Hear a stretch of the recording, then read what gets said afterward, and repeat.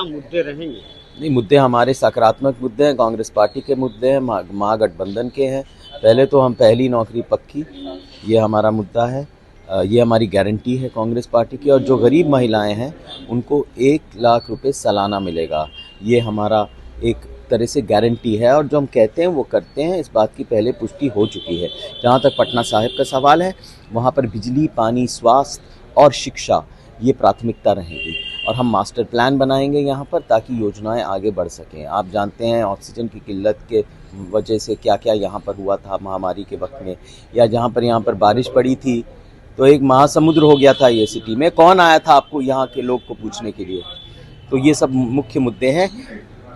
पटना साहिब से रविशंकर जी का विरोध हो रहा है, नहीं, विरोध तो होगा ही भाई। जो कर्म किए हैं या नहीं किए उसको तो फिर आवाम तो परेशान होगी और नाराज़ होगी। यहाँ की जनता कभी भी लोगों के बीच में कभी आए नहीं, उनके दुख सुख में, उनकी परेशानियों में, उनकी दिक्कतों में कभी। भाई काम सुलझाना तो अलग बात है, भाई मौजूद तो रहिए। बरसी में आइए, श्राद्ध में आइए, सालगिरह में आइए, शादी में आइए, आइए तो वो तो कभी यहाँ पर रहे नहीं, तो रोज़ नाराज़ हैं, बहिष्कार हो रहा है उनका, खिलाफ लोग लगे हैं, काले झंडे दिखाए जा रहे हैं। तो ये तो यहाँ की जनता कह रही है। आपका कितना हुजूम है इस लोकसभा चुनाव में? आप देखिए, जहाँ मैं जाता हूँ क्या उत्साह है, क्या उम्मीद है, विश्वास जीत रहे हैं भाई। जो कैंडिडेट उम्मीदवार होते हैं वो लोगों के बीच में उनको जाना चाहिए, उनको विश्वास जीतना चाहिए।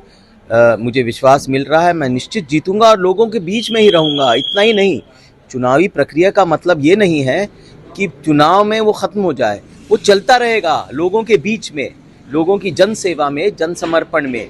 यही मेरे परिवार हमेशा मेरी पृष्ठभूमि जो ऐसी वो करती आ रही है। आपकी मम्मी भी रह चुके हैं राजनीति में, आप भी राजनीति में, कितना पृष्ठभूमि इसका देखा जाता है? हाँ, नहीं देखिए, पृष्ठभूमि बाबू जगजीवन राम थे, देश सेवा में वो समर्पित थे, बड़ी बड़ी उपलब्धियाँ थीं। 71 की लड़ाई में वो रक्षा मंत्री थे। जब हरित क्रांति आई तो वो यहाँ के कृषि मंत्री थे। तो बहुत ज़्यादा उपलब्धियाँ हैं। मीरा कुमार जी यहाँ की लोकसभा स्पीकर, प्रथम महिला लोकसभा स्पीकर। और मेरी दादी सुमित्रा देवी जी बिहार की पहली महिला कैबिनेट मिनिस्टर, और पटना शहर के योगदान के विकास में उनका एक सक्रिय योगदान रहा। मौर्य लोक का जो निर्माण किया वो उन्होंने कहा 70 के दशक में। ज़रा सोचिए, अब तो मॉल की बात की जाती है, 70 के दशक में उन्होंने एक ऐसी परिकल्पना की कि पटना शहर एक अंतर्राष्ट्रीय शहर बनना चाहिए। और अभी भी क्यों नहीं, जो सार्वजनिक शौचालय की योजना है वो सुमित्रा जी लाएं, और सुविधाएं लाएं, जन सुविधाएं। एक कल्पना की कि मेरा पटना शहर एक आधुनिक, सशक्त और अंतर्राष्ट्रीय शहर बनना चाहिए। उसी को लेके मैं भी आगे बढ़ रहा हूँ। ये राजनीति आपके दिमाग में कैसे आई? नहीं, देखिए, राजनीति तो विरासत में मिली।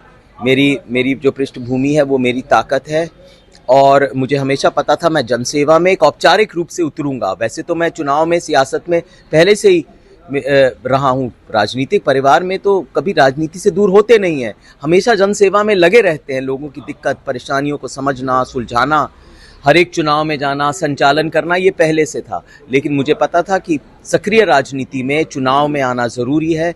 आपके पास शक्ति मिलेगी तो और कुछ लोगों के लिए कर पाएंगे।